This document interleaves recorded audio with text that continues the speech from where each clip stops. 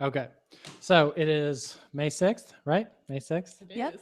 And Annie Kroll, welcome to the show. Yay! Thanks, guys.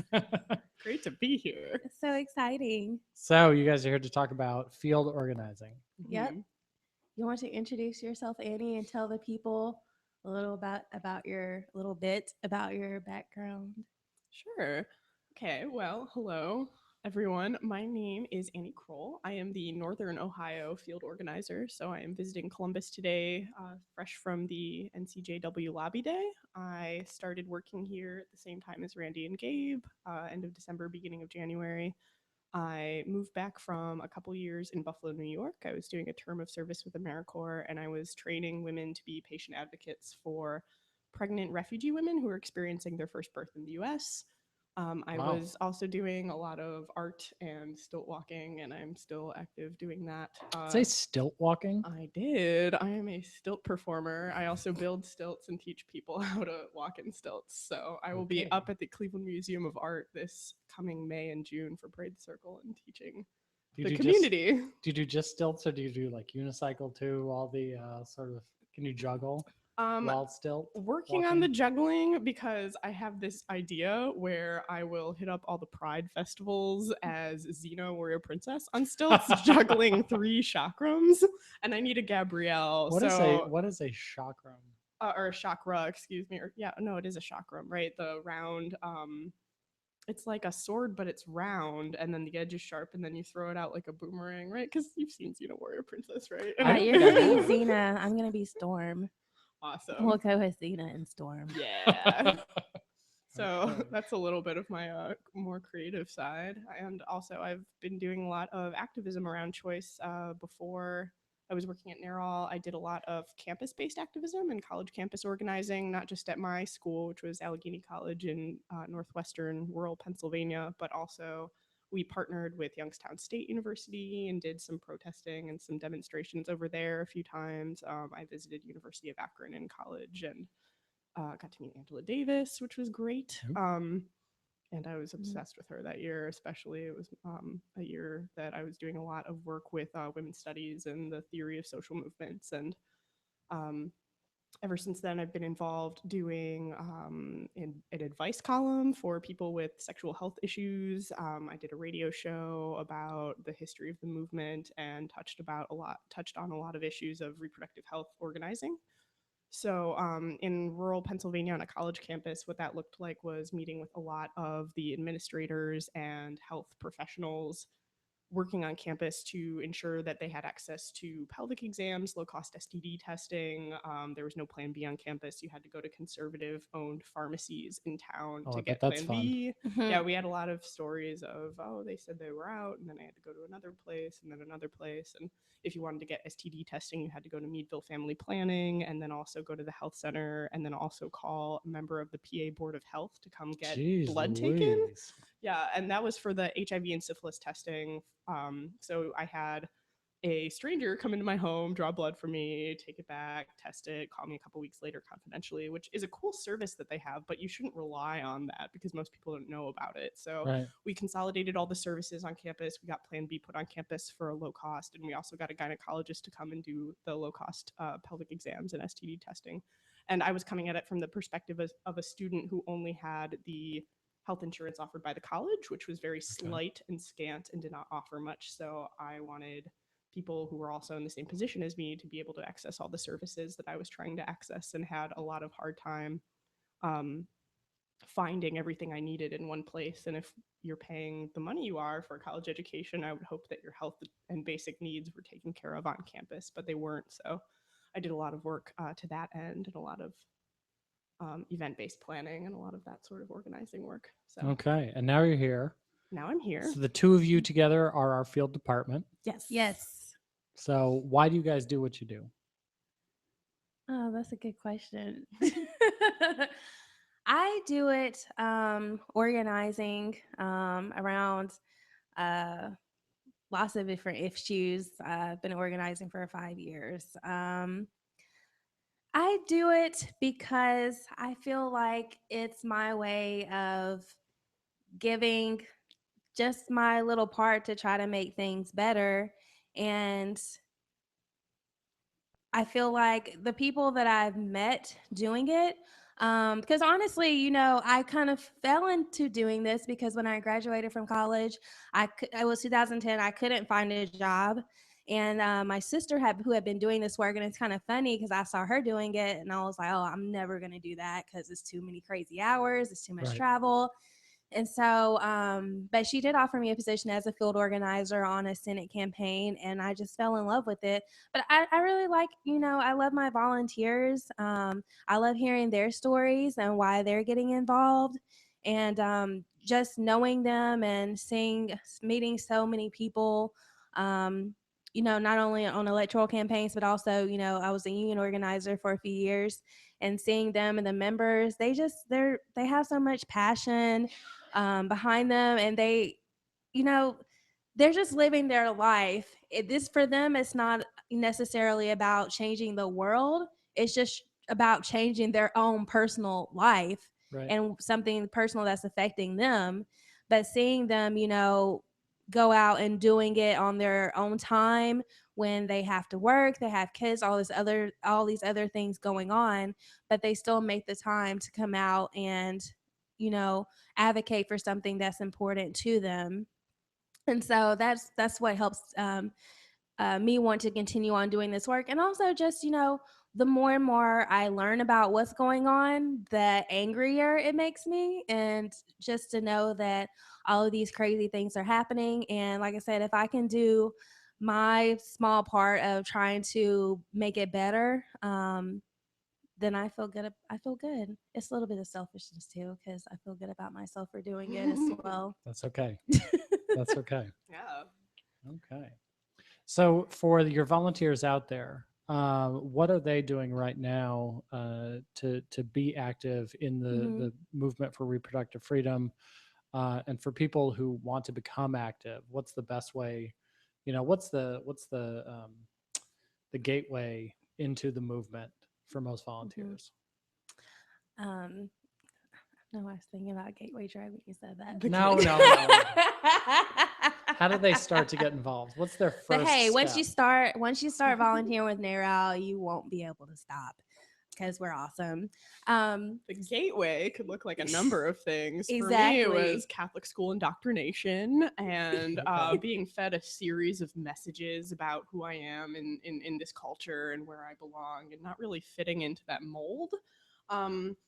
You know, being raised in the environment I always was told, you know, oh, Annie, go to Oberlin where everybody's weird like you and you will find a home, and, you know, everyone will be politically active. And I think I always sort of had a loudness from a theatrical background and a need to put all this energy towards something. And when I became more when I aged and I developed a political conscience and really started to name my beliefs and name the sort of problems with the world around me that I felt like I could address or contribute to at all. I think a lot of women come because they had an abortion experience or had an experience where they don't if they did have a choice, it wasn't a choice with full access to the services that they needed, or Yeah. you know, some people are just like me and they have a lot of energy and they want to put it towards something that's good and don't know what that looks like or where to begin. And so we have sort of like a multi-tiered way for people to get involved based on their strengths and interests. And we have people who do volunteer and sign up to volunteer indicate what those are so that we can use their energies in a way that makes them feel good. Yeah, I was gonna say, like on a base level, when people sign up on the website, then we have a little kind of survey there. You can say, you know, I'm interested in phone banking, canvassing, writing letters, going to events, which we had prior to our lobby day. We had volunteers come into the office and phone bank, in which they had been people who signed up through our website. Today we went to NCJW Lobby Day, and a lot of our volunteers who are with NARAL were there today to support NCJW and Planned Parenthood. And also, so this summer we put together a May and June volunteer calendar with all of the festivals and prides that we want to go to. So we plan on being out there to collect petition signatures and just talking to people about all of these bans that are going on, just to get the message out there. So we really want our volunteers who are in those different cities. We were going to go to Cincinnati, Cleveland, Dayton, Columbus Pride, Toledo. And so if you're in those areas, definitely come out and you can help us table and crowd canvas to just, engage people about the different issues, things that are important to them. And, just to kind of bounce off of what Annie was saying prior, as far as why people getting involved, it was kind of when we did prior to our lobby day, we did a personal stories training, and the people who got in on the training were telling us, why they were involved and telling us their personal stories, which were some really, kind of harrowing, yeah, honestly, because a lot of the people are a little bit older and remember what it was like before Roe was a reality. And so some of them had siblings or were personally forced to carry a pregnancy to term. And it changed them forever. And they talked a lot about that. And they brought those stories to the legislator that when they were lobbying and got to share that. So yeah, exactly. I think the sort of overarching theme in the way that we get our volunteers involved has very much to do with personal storytelling, but specifically literally the one-on-one interaction, even if there is no personal story, getting people to talk to you or people who need more information to formulate an opinion want that because they want to be involved. A lot of people aren't really sure how, but we maintain that the one-on-one personal interactions with people, whether it's through canvassing and petitioning directly at events or calling people on the phone or writing them letters personally, the idea is that small scale actions are a big deal. I always think of the example of Senator Rob Portman deciding to be pro-LGBT because his son came out, where he had a personal experience that made him contend with the reality of the LGBT experience in Ohio, see that it's hard, and then change his political opinion and his political platform in order to become more.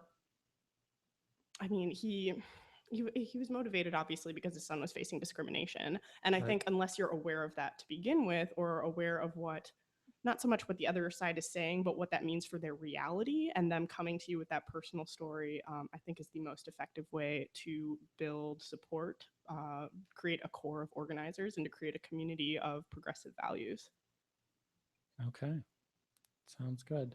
The event today, was there one specific bill that they were focusing on, or were they discussing the entire anti-woman agenda that's going on right now? The entire agenda. We talked about the heartbeat bill, the 20-week ban, and we definitely talked about the budget and how they're trying to cut women who will be able to get on Medicaid from 200% of the federal poverty line to 138%. So that means if you made $21,000, it's like $21,000 and a couple $100 more.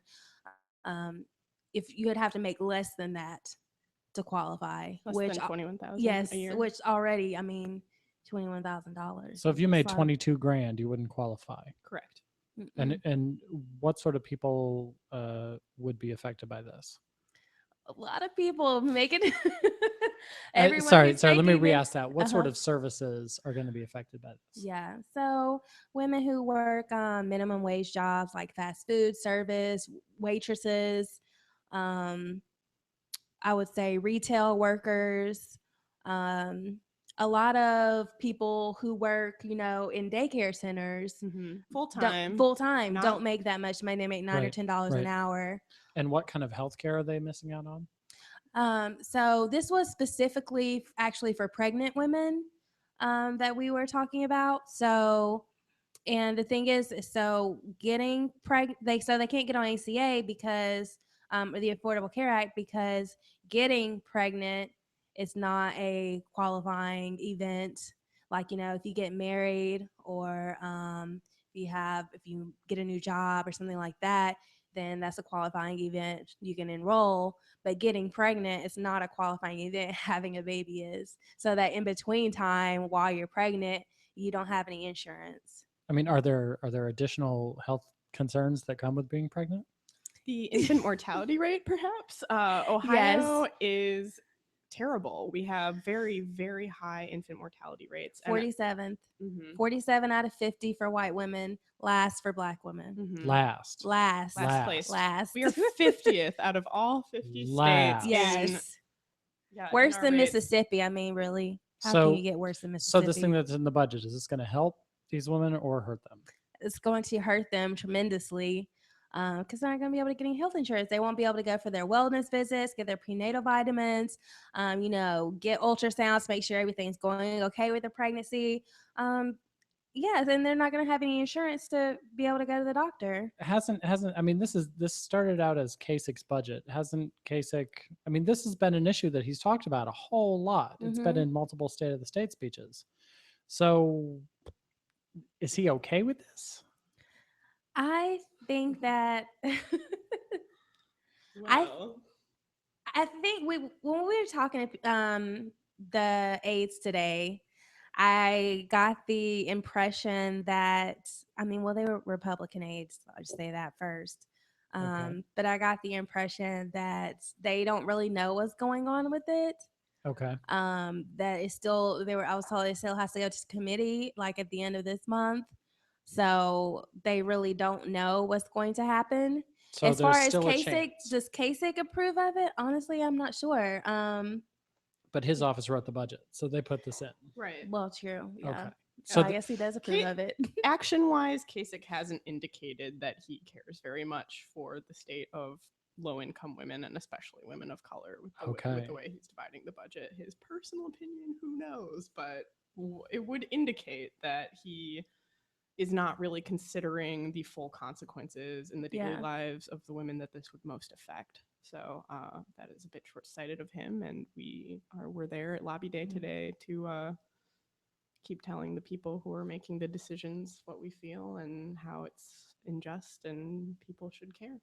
Okay. Yeah, it's like but their whole thing is to let's focus on the youngest of us all, the little unborn babies, the unborn women and men. That and little not woman, as that little Representative woman in the Mag womb. said last year. We got to focus on the little women and little men in the womb rather than focused on babies who are actually here living. Right. Women who want to have healthy pregnancies. Yes, exactly. No, not you. Exactly. And babies who are not reaching their first birthday because they die because of infant mortality. That's and we're not, and none of those things is really going to, none of those programs, they haven't put forth any programs to help with that. Mm-hmm. Right. It's like our government is condemning us if we do, condemning us if we don't. You know, if you have an abortion, it's shame on you. Shame on you, but we're not going to help you if you have a baby. Yeah, systemically, we're not going to create any other opportunities for your situation to get any better. So good luck. Yeah, exactly. Yeah, so we are specifically aiming to address those issues and bring awareness to them. And the women there today that were with NCJW and Planned Parenthood, I got a chance to speak with some of them after they had come out of their meetings. And it was very refreshing because they were just really, fired up and really, saying similar things that they just, they feel that a lot of those legislators, they live in a bubble. They they're not capable of empathy. They're not capable of thinking of how other people live besides themselves who don't have, who didn't have a great education or come from a wealthy family or have had the opportunities to accumulate wealth. They live inside their bubble, which people don't realize, we live into different Americas and it's only getting worse. Like, honestly, we living in Americas for the rich and for the poor, and what they want to do is make it even better for the rich because that's how they get reelected. And who cares about poor people because they don't have the money to contribute to my campaign. And I honestly feel like some of them, yes, maybe they do have this conviction they feel, but at the same time, I feel like that also plays a big role in it. I'm going to make happy the people who are going to bankroll me to get reelected again, and who cares about all these other people who are going to suffer from this legislation. Right. Yeah. It's funny. NCJW, in case we hadn't gone over that, is the National Council of Jewish Women.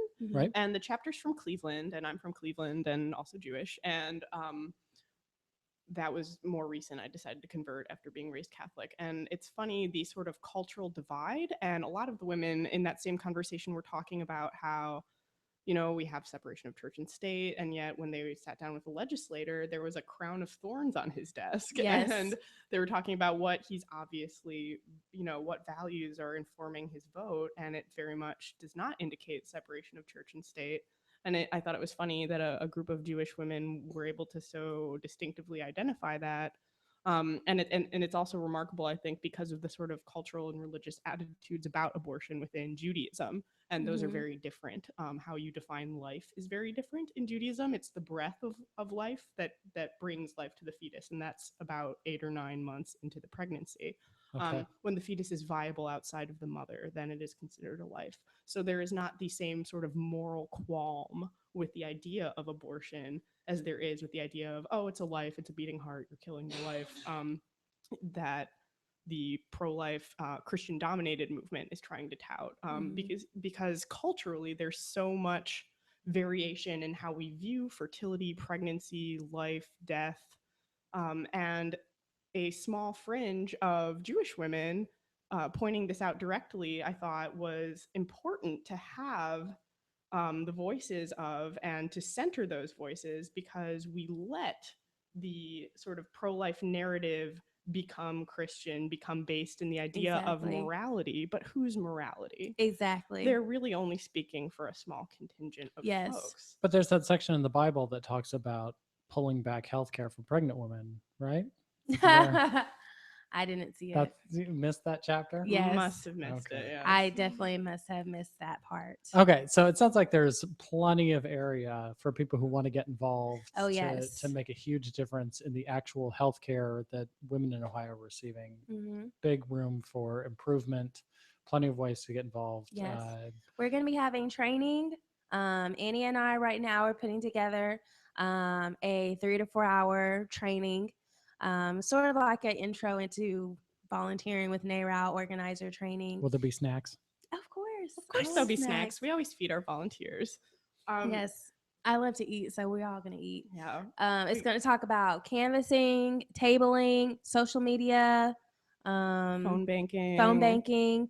It give you a state of the state, so basically what's been happening, what's going on now. Another piece about personal storytelling and having that be a motivator in your activism, and also the way you approach people and canvassing and personal interactions, because for a lot of people, you know, some of them kind of want to do it and aren't really sure where to begin. And if you personalize yourself and you make yourself approachable to people, it's easy to make them open up if they think that you care what they have to think. So cool. Exactly. Yeah, we're going to talk about that in our training. We're going to get people up to date on what's going on, so everybody knows about all the bans, the budget, the Medicaid stuff, and they can speak with authority on it. We want to make sure all our volunteers are on the same page and updated with all the information so that we can address and attack succinctly. So we will be hitting up a lot of festivals. Festivals, that sounds like fun stuff. Yes, especially the Pride festivals. June is Pride Month, so that'll be coming up. Whose phone is that? That is my phone, I'm sorry. So June is Pride Month. We'll be hitting up all the Pride festivals. We'll be hitting up a lot of other festivals, because Ohio comes to life in the spring and in May, and we're seeing a lot of people out in the world again, and we want to connect with them. You have to get it in before it starts snowing again in like a week. Exactly. So we just love this Ohio weather, don't you? Yes. Georgia. On my mind. Yes. Now I'm sure it'll stay hot for like, probably a month or two. Yeah, maybe a couple months of summer. Yeah. So we'll be very active in those months. And if people are interested in getting involved, we have the volunteer page under the Get Involved section on prochoiceohio.org. You can also email Randi or I at volunteer@prochoiceohio.org or getinvolved@prochoiceohio.org. So we will have a lot of emails going out with events that are coming up that we'd like to have people at for canvassing and getting more involved. And we're looking to build community. Kelly, our executive director, is very fond of the idea of starting a pro-choice movie night, so we can sort of gather the volunteer community for something that's a little bit more. Will there be snacks at that? Of course, it's a movie night. Of course, yeah. So only healthy snacks, though. Right. Correct. So if you're not on our volunteer list, now's the time, so that we can keep you all posted on what's coming up, what to expect. new legislative stuff and what we're doing to mobilize specifically. So. And they can sign up for that at prochoiceohio.org. Yes. Okay. Under Get involved. Get involved. Yeah. Okay. Sounds good. Yes. It's very exciting. Okay. Anything else on the field? Well, if people do have other ideas about events and ways to build community, let us know. Yeah, I'm interested in starting a pro-choice craft circle, and a bowling team. They had the bowl-a-thon, not this past Saturday, but the Saturday before that. On stilts? I could try. It'd be no inadvisable. No, wear a helmet if you do. Right. Always wear a helmet. Always wear a helmet. Always wear a helmet, kids. Always wear a helmet while bowling. No, while bowling on your stilts. Yeah, I think a bowling team would be awesome. Randy's super fond of bowling. I really am. I love bowling. And to be fair, the abortion bowl-a-thon just raised $44,000, I think was the last count I heard, towards abortion access. And that all goes to lower income women. And so the spirit of the movement was very much embodied by the act of bowling. Yeah. So. Also, Jamie and I will, Jamie will be hosting is not the word. The trainer, I guess is the word. We'll be having an escort training, and Jamie will be the one training us tomorrow evening. And escorts are folks who volunteer to escort patients into the abortion clinics so that in case there are protesters and people shouting obscenities at the patients, they have somebody to distract them, to talk to them, and ensure their physical safety. The protest or the escort. The escorts defend against the protesters. Deflect some of that. They deflect, really, right? Yeah, the idea is to simmer everyone down so that there's not a lot of yelling, and the emotional state of the patient is kept, relatively calm, because it can be very upsetting to be yelled at, when you're having an abortion or trying to access services, even if you're not pregnant, to be yelled, "Oh, you murderer," or the other sorts of incendiary comments that come. Right. Our NARAL office in Northeast Ohio is in an abortion clinic, and we get a lot of negative attention. So escorts are very important as well. Okay. I'm looking forward to it because I've never escorted before, so I'm looking forward to the training and learning, different tactics and everything. I think it'll be very interesting. Yeah. And I'm sorry, what are the specifics of the training that's tomorrow night? I have no idea. Okay.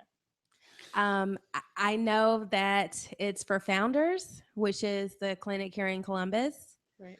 And I know that it's from 6 to 8 p.m. That's all I know. Okay. So if people want to do the next one, they should sign up to be a volunteer at prochoiceohio.org. And say that if you want, and say, no, I would like to escort. Okay. Sounds good. Okay, so then let's finish up with just a discussion of what happened yesterday, the legislative update. I attended House Bill 135's first hearing. It was sponsored testimony. Representative Sarah LaTourette and Representative Hall, I think David Hall, gave their sponsored testimony about this bill. The legislation is written to be an abortion ban that prohibits a woman from seeking a procedure. I take that back. It prohibits the doctor from performing a procedure after or while knowing of a positive test for Down syndrome. Now, Representative LaTourette said twice during her testimony that she understands that not every person is capable of carrying a pregnancy to term, after receiving this Down syndrome diagnosis. So she said that she understands it's not for everybody. They always say that. Do you notice that? They said that during the heartbeat bill too. I'm sure they'll say it during the 20-week ban. But then again, it's like that's kind of like when people say, no offense, and then they're about to say something extremely offensive. I'm not racist, but. Exactly. It's like, and now I'm going to say something very racist. So it's like, don't even put out I understand, because obviously you don't. You're just saying that to try to make yourself seem like less of a bad person. This is the language I'll use. Good filtering. And yeah, but so you're not. You it don't was- understand. Otherwise, you wouldn't be putting it forth. That's right. That's why the NCJW and Planned Parenthood Lobby Day theme today was walk in her shoes. And Exactly. the idea is that until you have the personal experience of needing a choice, you know, it's very hard to empathize and therefore vote according to what women need in the state. So. Right. Yeah. Yeah. This legislation goes against the walk in our shoes or walk in her shoes. This is more like take off your shoes now, walk down this really, really difficult path. That's, you know, that's what they're really saying, that you're not going to Exactly. have a choice. You know, this could be difficult. There was a terrific question by Representative Kevin Boyce, who asked, okay, these are women who are all facing a situation that involves a medical complication. You're removing a choice from these women and forcing them to, you know, to deal with this medical complication. What additional care is in this legislation? What funding are you extending? The Republican caucus is already working to try and repeal Medicaid expansion. Exactly.